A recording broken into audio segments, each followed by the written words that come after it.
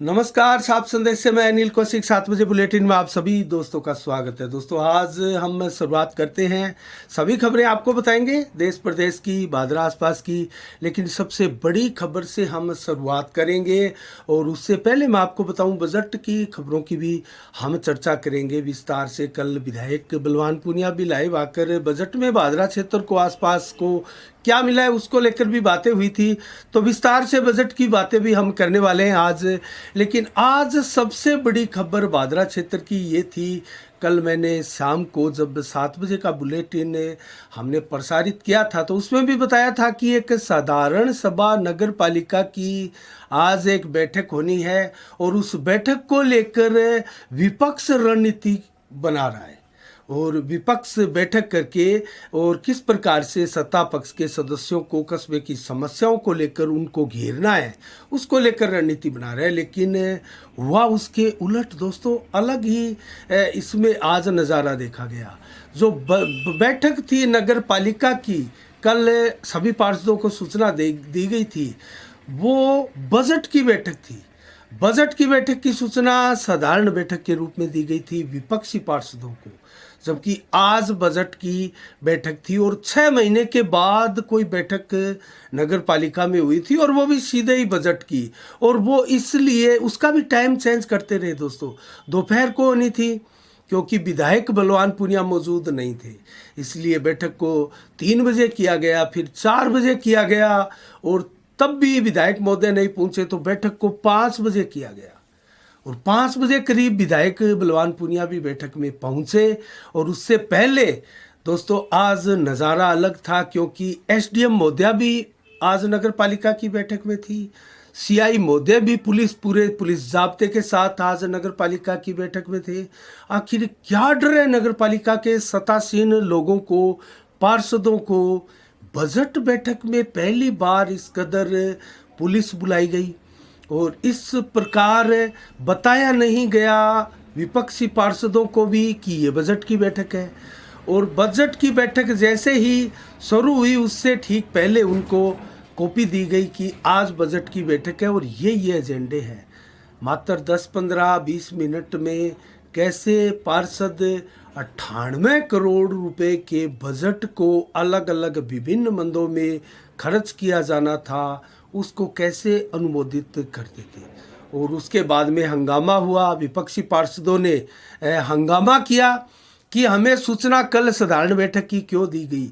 तो अधिशासी अधिकारी अस्थायी रूप से आज किसी को बनाया हुआ था, अधिशासी अधिकारी भी नहीं थे, तो सभी पार्षदों को बताया जा रहा है बाहर निकाल दिया।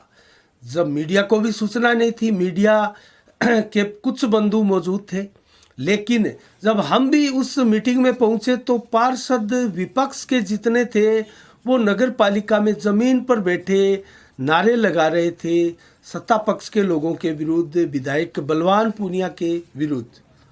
तो उसके बाद में हमने उनकी भी सुनी, उनकी बातें सुनी, तो उन्होंने साफ साफ कहा कि हमें कल साधारण बैठक के बारे में सूचना दी गई थी और आज बजट बैठक हुई है और ज़बरदस्ती हमें सदन से बाहर निकाला गया है। सभी ने अलग अलग अपने अपने बयान दिए। इसका वीडियोस भी हमारे चैनल पर आप देख सकते हैं। मांगीलाल गोयल हो प्रतिपक्ष के नेता नगर पालिका के, या हरिप्रकाश शर्मा हो, दयानंद खोखेवाला हो, मंजू पूनिया हो, प्रेम प्रकाश जोरडो एडवोकेट है, चाहे वो नंदलाल सैनी हो, सभी ने खुलकर चैनल के ऊपर बताया और किस प्रकार की अंदर जो घटना है उनके साथ हुई उसके बारे में विस्तार से बताया। उसके बाद में हम नगर पालिका के अंदर पहुंचते तो वहाँ विधायक महोदय आ चुके थे, बैठक जारी थी और उसके बाद बैठक लगभग बजट की बैठक थी, वो प्रस्ताव पास कर चुके थे और सर्वसम्मति से, क्योंकि नगर पालिका के पास जो अब वर्तमान में चेयरमैन महोदय है हाजन बैतुल बानो, उनके पास पर्याप्त बहुमत है। बहुमत के साथ पूरा बजट पारित कर दिया गया। उसके बाद में चर्चाएं कुछ अलग विषय को लेकर भी चली। बेशक दोस्तों ये जो नगर पालिका की बैठक थी, कस्बा विकास की योजनाएं थी, कस्बा विकास के बारे में बातें हुई थी, लेकिन तानाशाही यहाँ देखी गई। कस्बा विकास की बातें भी तानाशाही के साथ। तो विधायक महोदय जब आए तब बैठक प्रारंभ हुई, चोरियों को लेकर भी मुद्दे उठे और लगातार जो सीवरेज को लेकर भी मुद्दे उठे, बातें की गई। विधायक बलवान पूनिया ने बजट के बारे में भी बताया और पार्षदों को ये भी कहा कि किस प्रकार से आने वाले 1-2 वर्षों में राजस्थान सरकार जो है वो काया पलट कर देगी विभिन्न योजनाओं के द्वारा जनता की। और इस प्रकार से जो योजनाएं आई है बड़ी बड़ी, वो जनता को बताने की आवश्यकता है। सीधा सीधा मतलब था, क्योंकि अंतिम वर्ष है सरकार का, राजस्थान सरकार का, और इसी महीने नवंबर में चुनाव होने हैं, तो 2-3 वर्षों का तो सवाल ही नहीं होता, क्योंकि 2023 में दिसंबर में चुनाव होंगे। उसके बाद में जनता चुनेगी कौन सी सरकार आनी है, कौन सी जानी है, या फिर रिपीट होनी है, या फिर यहाँ हर बार जिस प्रकार से पलटी होकर सरकार आती है उस प्रकार से आनी है। तो बातें हो रही थी 2-3 साल की आगे की योजना की। तो ये कुछ एक अलग अटपटा सा, हटकर सा दिखाई दिया, और इसमें जो विश्वास था, विश्वास के स्थान पर तानाशाही जैसा कुछ दिखाई दिया कि हम ही रहेंगे आगे तक। तो दोस्तों, विपक्ष को एक प्रकार से रौंदते हुए नगर पालिका की ये जो बजट की बैठक, हम रौंदते हुए इसलिए कह रहे हैं, क्यों बताया गया साधारण सभा की बैठक है, क्यों नहीं बताया गया विपक्षी पार्षदों को कि ये बजट की बैठक है? क्या वो भी तैयारी करके नहीं आ सकते थे? क्या वो भी बजट को लेकर आपसे सवाल जवाब नहीं कर सकते? अगर आपने बजट को अनंतर और ऐसी जगह आपने लगाया हुआ है जहां आपको नहीं लगाना चाहिए, वो तर्कसंगत नहीं है, उसके अलावा और जगह आप बजट लगाए तो वो ज़्यादा बेटर हो। तो क्या इस प्रकार की डिस्कशन जो नगर पालिका के सदन पटल पर होनी चाहिए थी वो गलत थी? ऐसी चर्चाएं नहीं होनी चाहिए। बहुत बड़ा सवाल है, जनता को सोचने की बात है। जिस प्रकार से पूरे शहर में सीवरेज को लेकर तराई तराई मची है, हर गली में ओवरेज जो ओवरफ्लो होकर चैम्बर, गंदा पानी सड़कों पर बह रहा है, सड़कों के ऊपर गंदगी फैली है, उसको लेकर लोग परेशान हैं। और एक एक नाली को, एक एक सड़क को आज बना दी, 20 दिन बाद में उसको तोड़ा जा रहा है। इस प्रकार की जो प्रतिक्रियाएं देखी जा रही है, इस प्रकार के विकास कार्यों की जो तस्वीरें लोगों द्वारा देखी जा रही है, वो बहुत ही दुखदाई और असहनीय सी हो गई है। और कस्बा के लोग जो है वो बार बार इस प्रकार की शिकायतें भी कर रहे हैं। आज भादरा कस्बे की कोई भी गली वार्ड की ऐसी नहीं है जहां से आप धड़ल्ले से सीधे निकल जाए, कहीं आपको खड्डा भी ना लगे। नई सड़क के ऊपर भी आपको जो सीवरेज का चैम्बर है वहां तो आपको धक्का लगेगा ही लगेगा। तो स्वयं नई सड़कों पर सीवरेज के चैम्बर ही अवरोधक का काम कर रहे हैं, तो ऐसी सड़कें क्या काम की? और जो सोनी मार्केट में अभी हाल ही में सीवरेज द्वारा, कंपनी द्वारा जो रोड बनाई गई है, उसको लेकर सवाल उठाए जा रहे हैं। तो नगर पालिका की बैठक काफ़ी हंगामेदार रही। विपक्ष ने वॉकआउट किया और नगर पालिका की स्थितियों से खुश नहीं थे, और बजट बैठक से खुश नहीं हुए, उनको नहीं बताया गया, इसलिए भी वो नाराज़ थे। आंदोलन की आगे रूपरेखा बनाने की भी बात की नगर पालिका के इन विपक्षी पार्षदों ने। क्या वो नगर पालिका में इस प्रकार से आंदोलन अब खड़ा करेंगे, देखने वाली बात है। लेकिन आज जो बजट की बैठक थी उसको कहीं भी प्रचारित ना करके, और बड़ी संख्या में पुलिस प्रशासन को बुलाकर, पहली बार एसडीएम महोदया भी पहुंची, आज सीआई महोदय भी आज नगर पालिका बैठक में पहुंचे। तो स्थितियां बड़ी विकट थी। और इसके अलावा दोस्तों, हम आसपास की खबरों की भी बात करेंगे, बजट की बात करेंगे, क्योंकि आज बजट की कुछ बातें भी विधायक महोदय ने नगर पालिका में बताई, उसका भी मूल्यांकन करेंगे। भादरा को क्या मिला है, कल भी हमने बजट की बात की थी, आज विस्तार से बात करने वाले हैं। और हम ये भी बात करेंगे अब तक सड़कें कौन कौन सी नहीं बनी है, लोगों की डिमांड जो है वो अभी भी क्या सड़कों को लेकर देहात क्षेत्रों से आ रही है, उसके बारे में भी हम बताएंगे। जल्दी से मैं आपको बजट का बता देता हूँ। जो बजट कल नगर जो राजस्थान सरकार का आया था, उस बजट के बारे में 3,90,856 करोड़ का बजट था दोस्तों। कल जो अशोक गहलोत ने पेश किया था, करीब 6 से 8 मिनट तक वो पहले वाला ही बजट पढ़ते रहे जो पिछली साल आया था। उसके बाद में हंगामा भी हुआ था और सदन की कार्रवाई भी स्थगित हुई थी 2-3 बार। जब दोबारा पुनः जो बजट की कार्रवाई प्रारंभ हुई तो 3 घंटे से ऊपर बजट भाषण पढ़ा अशोक गहलोत ने। और जो खास खास बातें रही वो कल भी हमने आपको बताई, जल्दी से मैं अभी भी आपको ये बताऊंगा। पेपर लीक रोकने के लिए स्पेशल टास्क फोर्स जो है वो एसओजी के अधीनस्थ भी एसटीएफ के रूप में बनाई जाएगी। इसकी घोषणा की। 500 करोड़ का युवा कल्याण कोष स्थापित करने की भी बात की गई है। चिरंजीवी योजना में जो बीमा 10 लाख रुपए से 25 लाख किया गया है उससे जनता को फायदा मिलने की पूरी संभावना है। और दुर्घटना बीमा भी 5 लाख से 10 लाख कर दिया गया है। और उज्ज्वला योजना में जो घरेलू सिलेंडर 500 रुपये में मिलेगा उसकी भी चर्चाएं हैं। घरेलू बिजली भी 100 यूनिट फ्री कर दी गई थी। पहले 50 यूनिट फ्री थी, अब 100 यूनिट और 2000 फ्री यूनिट कृषकों को, किसानों को जो है प्रतिदिन मिलेगी। इसमें यह भी प्रावधान किया गया है। रोडवेज में महिलाओं को पहले 30% किराए में छूट मिलती थी, अब 50% छूट मिलेगी। युवाओं को भर्ती परीक्षा शुल्क अब नहीं देना पड़ेगा। बजट की खास खास बातें मैं जल्दी से आपको बता रहा हूँ। कोविड में अनाथ हुए बच्चों को नौकरी का भी प्रावधान इसमें किया गया है। ओपीएस में अब 100% कर्मचारी, करीब 1 लाख कर्मचारियों को फायदा होगा, ये प्रावधान भी रखा गया। और लंपी से मृत गायें उनके संचालकों को, उनके घर मालिकों को जो है 40,000 रुपये का मुआवजा देने की बात भी इस बजट सत्र में की गई है। और कैसे उसका निर्धारण किया जाएगा ये देखने वाली बात है। और 40,000 में लगभग 2 पशुओं को के लिए अनुदान देने की भी घोषणा इस बजट में की गई है। इसके अलावा बुजुर्ग, दिव्यांग और विधवा पेंशन को जो 750 करीब थी उसको बढ़ाकर 1000 किया गया और प्रति वर्ष 15% इसमें बढ़ोतरी का भी प्रावधान है पहले की तरह।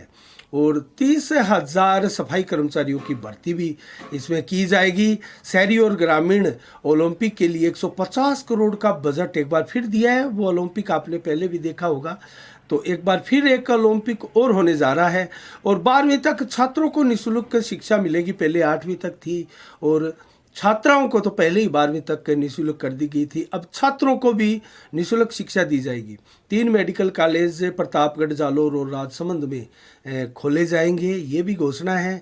इसके अलावा आंगनबाड़ी केंद्र 8,000 और 2,000 मिनी आंगनबाड़ी केंद्र भी राजस्थान सरकार द्वारा खोलने की घोषणा की गई है। फसल नुकसान की गिरदावरी ऑनलाइन करने की बात भी इस बजट में कही गई है। और इसके अलावा कृषि कल्याण कोष जो है 50% बढ़ोतरी के साथ 7,500 करोड़ किया गया है। और रोडवेज को 1,000 नई बसें मिलेगी, ये भी इसमें शानदार प्रावधान है। इसके अलावा हर जिले में 5-5 सड़कें जो है रिपेयरिंग होगी हर जिले में।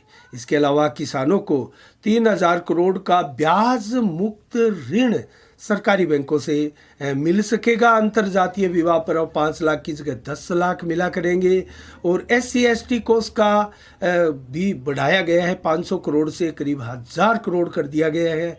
इसके अलावा 10,000 छात्रों को छात्रवृत्ति भी स्कॉलरशिप के रूप में दी जाएगी। और इसके अलावा 1,33,00,000 महिलाओं को स्मार्टफोन, जो पहले की योजना है 2022-23 की, उसको अब मिलने की संभावना व्यक्त की गई है। 1-2 महीनों में ही इसको लेकर फिर नया कोई नोटिफिकेशन सरकार जारी कर सकती है। और सभी पंचायत सरपंच हो, पंचायतों में 240 निकायों के जनप्रतिनिधि हो, पार्षद हो, सभापति हो, उनका मानदेय 15% सभी का बढ़ाया गया है। और इसके अलावा अगले वर्ष सभी मानदेय कर्मियों, आंगनबाड़ी केंद्र की जो कार्यकर्ता हो, सहायिका हो, साथी हो, आशा सहयोगिनी हो, मिड डे मील के जो कुक हो, सहायक हो, लांगरी हो, होमगार्ड्स हो के मानदेय में भी 15% की बढ़ोतरी की गई है। और 2 लाख मानदेय कर्मियों को 2 से 3 लाख तक का रिटायरमेंट सहायता पैकेज भी दिया जाएगा, इसकी भी घोषणा इसमें की गई है। इसके अलावा जोधपुर में 500 करोड़ से मारवाड़ मेडिकल यूनिवर्सिटी भी खोली जाएगी। और सभी 33 जिलों में करीब एक लवकुश वाटिका खोली जाएगी। और नौर और भादरा में ये एक अलग से है। तो कुल मिला के बजट की ये मुख्य रूप से मोटी मोटी हमने बातें आपको आज बताई हैं। इसके अलावा दोस्तों अब हम बात करें, विधायक बलवान पूनिया द्वारा भी कल लाइव आकर बताया गया था कि भादरा में क्या मिला था और किस प्रकार से जिले में बजट को देखा जा रहा है और बजट में जो है क्या कुछ मिला है। तो विधायक द्वारा जो कहा गया उसकी बात करें तो बादरा लुदेसर रोड जो है 17 किलोमीटर करीब उसको बनाने की बात कही गई। जिले में करीब 8 ऐसी सड़कें हैं जो बनेगी हनुमानगढ़ जिले में, जिसमें बादरा लुदेसर रोड है, गोगामेडी नेत्राणा की भी रोड है 12 करोड़ की लागत से, वो भी बनने जा रही है। और इसके अलावा गोगामेडी उज्जलवास दीपलाना की रोड भी है 12 करोड़ की लागत से, वो भी बनेगी। 130 करोड़ सड़कों के लिए इसमें छोड़ा गया है दोस्तों। गोगामेडी नेत्राणा 15 किलो के लिए भी 12 करोड़ है और लव कुश वाटिका नौर और बादरा में भी खोली जाएगी। तो लव कुश वाटिका जो है आप देख रहे हैं, जो सरसा और हिसार बाईपास है उस साइड में शोपुरावास में उत्तर की ओर जो है ये लव कुश वाटिका बनेगी, जहाँ गंदगी, अक्सर गंदगी का ढेर है। विधायक का दावा है कि ये गंदगी मिटेगी, यहाँ लव कुश पार्क होगा, लोग घूमने के लिए जाएंगे तो इससे सौंदर्यीकरण बढ़ेगा। लेकिन सवाल सबसे बड़ा ये है कि इन 5-6 महीनों में क्या क्या बना देगी सरकार, विधायक महोदय क्या क्या बना देंगे। इस प्रकार से जो जल्दबाजी में घोषणाएं की जा रही है, क्या वो इम्प्लीमेंट होगी, क्या उनको धरातल पर उतारा जाएगा, क्या उतर पाएगी धरातल पर, संभव है क्या ये। इस बार इस बजट में बातें नहीं हुई करीब 100 करोड़ के उस बजट की 14 बरानी गाँव की, क्या वो ठंडे बस्ते में चला गया है। उसका जवाब ज़रूर लाइव में दिया था, क्योंकि लाइव जब आते हैं तो बहुत से लोग ऐसे सवाल ठोकते हैं, ऐसे सवाल नीचे क्वेश्चन के रूप में, कमेंट के रूप में लिखते हैं। उनका जवाब भी शॉर्टली दिया था। विधायक ने यह भी कहा था कि उसका दोबारा टेंडर होगा, वो 100 करोड़ पास हुए थे, वो जो 100 करोड़ का प्रावधान था उसकी लाइनिंग तय होगी, मुआवजा जो है वो भी मिलेगा, जिनके खेत से नहर जाएगी उनको मुआवजा मिलेगा, ये प्रक्रिया होगी, नहर ज़रूर आएगी। गहलोत साहब वहाँ पत्थर लगा कर जाएंगे, तो कब आएंगे गहलोत साहब, ये बड़े सवाल है। लेकिन शॉर्ट में विधायक महोदय इस सवाल को टाल गए। जब लाइव आए तो लोगों ने राजगढ़ बादरा सड़क के बारे में भी पूछा था, तो उस पर भी विधायक महोदय ने ये कहा कि इसका टेंडर दोबारा हुआ है, बजट की दिक्कत हो गई थी, अर्थात बजट में लिया गया था, बाद में बजट की दिक्कत हो गई। 134 करोड़ रुपए इसके लिए पास हुए थे। कैसे दिक्कत हो गई, जब बजट में आपने लिया था, बजट में एक एक चीज़ कैलकुलेट की जाती है, इस संबंध में इतना खर्चा होना है, इस संबंध में इतना, उसके बाद में बजट की दिक्कत कैसे हो गई। चलो विधायक महोदय की मान ली बजट में दिक्कत हो गई, अब वो बोल रहे हैं इसका टेंडर दोबारा लगा है और टेंडर होते ही अब इसका काम शुरू हो जाएगा। तो कब इसका काम शुरू होगा, टेंडर लगते लगते 2-3 साल हो गए। हमेशा फेसबुक पर भी विधायक महोदय बताते रहते हैं, लेकिन आजकल तो फेसबुक पर भी इसको लेकर बताना छोड़ दिया है। तो मानकर चले ये योजना भी ठंडे बस्ते में राजगढ़ बादरा सड़क की चली गई है, इसमें कतई कोई संदेह नहीं है। अब रही बात C65 पर रेलवे अंडर ब्रिज की, बातें विधायक ने जोर शोर से कही थी, अब इस लाइव में भी कही कि ये हमारी प्राथमिकता है। तो अब विधायक महोदय जो है वो अपना एजेंडा जो है अब अगले 5 साल पर डाल दिया है उन्होंने। आज भी नगर पालिका की मीटिंग में विधायक महोदय ने कहा कि एक एक पार्षद जाइए और जो बजट आया है सरकार का उसके बारे में लोगों को बताइए, कितना शानदार बजट है, किस प्रकार से इस बजट में प्रावधान है और कैसे आने वाले 1-2 वर्षों में, 2-3 वर्षों में लोगों की काया पलट होने वाली है। तो 1-2 वर्षों में इसका आशय ये है कि ये बजट इस वर्ष के लिए नहीं है, इस योजना के लिए कतई नहीं है। विधायक महोदय भी ये स्वीकार कर चुके हैं अपनी बातों में, और मुख्यमंत्री महोदय ने भी इस बजट के बारे में बजट सत्र में ही कह दिया था। लास्ट में जब बजट पूरा पढ़कर सुना दिया गया, ये भी कहा था कि विपक्ष इसमें तालियां नहीं बजा रहा है, क्योंकि ये बजट इस वर्ष का नहीं है, ये इस वर्ष तो हम आ ही गए, 2023 के चुनाव में तो हम दोबारा आएंगे ही, ये 2029 तक का बजट है। अर्थात अशोक गहलोत ने तो बेशक ये मजाक में कहा होगा, लेकिन विधायक महोदय इस पर सीरियस है कि वही चुनकर आएंगे 2023 में, और जो योजनाएं हैं वो 1-2 वर्षों में इस प्रकार से कायापलट होने वाली है। तो देखने वाली बात है दोस्तों, ये तो जनता जनार्दन के हाथ में है, कौन किस प्रकार कितना आगे प्रोग्रेस करेगा। लेकिन अब हम बात करें दोस्तों, 100 बेड क्षमता वाला अस्पताल भादरा को बनाया गया है उप जिला अस्पताल। ये बजट में घोषणा हुई है, विधायक महोदय ने भी कहा। तो इसमें कितना फ़ायदा मिलेगा, क्या कोई स्टाफ भी इसमें बढ़ेगा? इसको सुंदर बना दिया गया है, इसकी चारदीवारी शानदार बना दी गई है, भीतर से जो व्यवस्थाएं हैं वो डाक के 3 पात वाली ही है। लोग वैसे ही यहाँ मारे फिरने को मजबूर है। जब तक आंतरिक ढांचा स्वास्थ्य केंद्र का मजबूत नहीं होगा, चिकित्सकों का व्यवहार जनता के अनुकूल नहीं होगा, सेवा भावी एक व्यवहार जनता के लिए नहीं होगा, तब तक इसका कतई फायदा नहीं मिलने वाला है दोस्तों। लगातार हमारे पास भी इसी प्रकार की शिकायतें जो आती है, लेकिन हाँ, ढांचा जरूर सुदृढ़ किया गया है, सुंदर बना दिया गया है बाहर से। अब 100 बेड की क्षमता का अस्पताल है, जनता के लिए अच्छी बात है, खुशखबरी है। अगर इसको बढ़िया से इम्प्लीमेंट किया जाता है तो ये बहुत बड़ी खबर है दोस्तों, क्षेत्र के उन लोगों के लिए जो स्वास्थ्य के लाभ के लिए कहाँ से चलकर भादरा एक आस और उम्मीद के साथ आते हैं, लेकिन उसके बाद में सरकारी सामुदायिक स्वास्थ्य केंद्र ना जाकर प्राइवेट अस्पतालों की ओर उनको होना पड़ता है, क्योंकि सरकारी अस्पताल में डॉक्टर्स अपने चैम्बरों में मिलते हैं और वहाँ फीस लगती है। तो इस प्रकार की व्यवस्था है, इनमें सुधार की आवश्यकता है। इसके अलावा लव कुश वाटिका की बात कही और 95.64 करोड़ का शहरी पेयजल के लिए बजट आने की बात विधायक महोदय ने भी कही, और बजट में इसका प्रावधान है। ये किस प्रकार से इम्प्लीमेंट होगा, ये क्या योजना है, इसके बारे में विस्तार से आगे इसकी रूपरेखा देखने की ज़रूरत है। और एक विद्यालय ऐसा भी बताया विधायक महोदय ने कि ऐसा विद्यालय भी खुलेगा जिसमें चारों सब्जेक्ट होंगे, कॉमर्स हो, साइंस हो या फिर एग्रीकल्चर, आर्ट्स, सभी इसमें चारों के चारों सब्जेक्ट एक साथ होंगे। तो ये लगभग हमारे ज़िले के लिए, भादरा के लिए बजट हम मानकर चल सकते हैं। तो किस प्रकार से बजट को जनता लेती है, ये जनता के हाथ में है।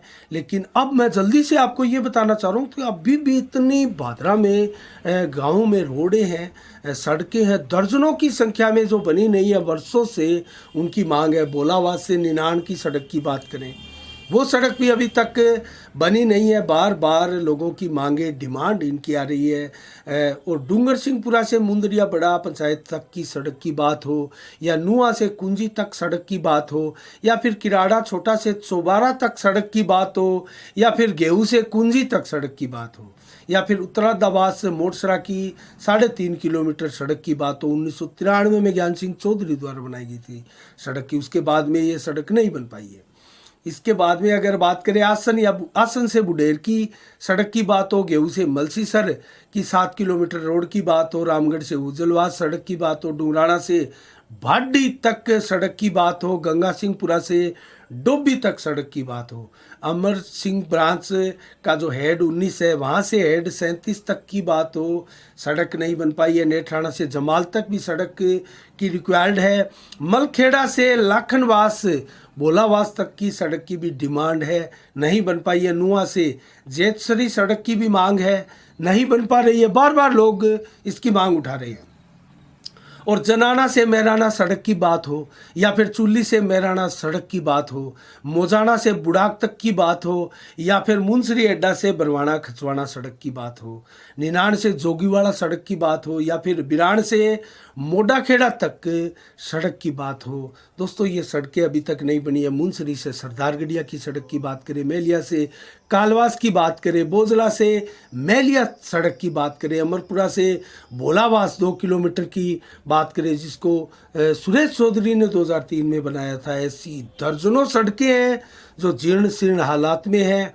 बादरा में सड़कों की हालात इतनी बेहद खराब है, पूरे विधानसभा क्षेत्र में अभी भी जो सड़कें बलवान पूनिया द्वारा, विधायक महोदय द्वारा बनाई गई है, इन 4.25 सालों में वो ऊंट के मुंह में जीरे के समान है। सड़कें बनी है, विकास कार्य हुए हैं, लेकिन अभी मैंने जिन सड़कों को अभी बताया है ऐसी और दर्जनों सड़कें हैं जो बननी बाकी है।